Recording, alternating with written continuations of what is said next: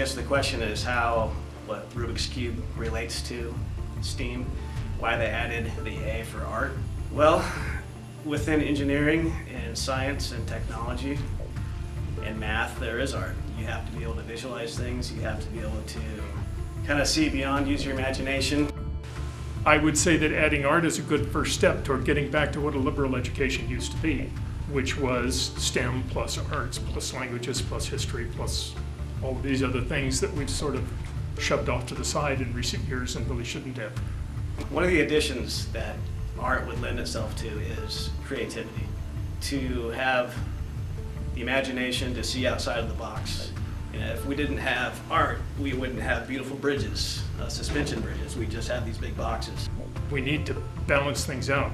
We need to include the arts and the humanities and history and languages and all of these other areas of education that are really necessary if you're going to be an educated person.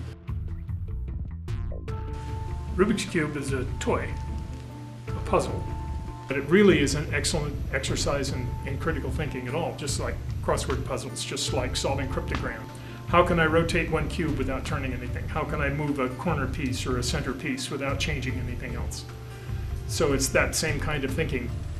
It's engineering in itself. It's color coordinated, or let's see, 6 ranges of motion between each panel.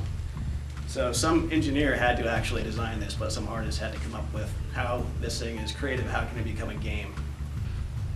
The cube was originally invented by a guy who was a professor of architecture as an exercise in 3D visualization for his students. And architecture, I think, sits at the intersection of engineering and art.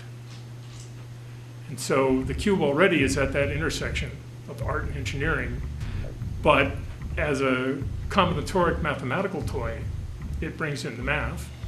Anything that forces your mind to work is useful across the board. Anything that allows an artist to look at the world in a new way is useful in the classroom and is useful in life.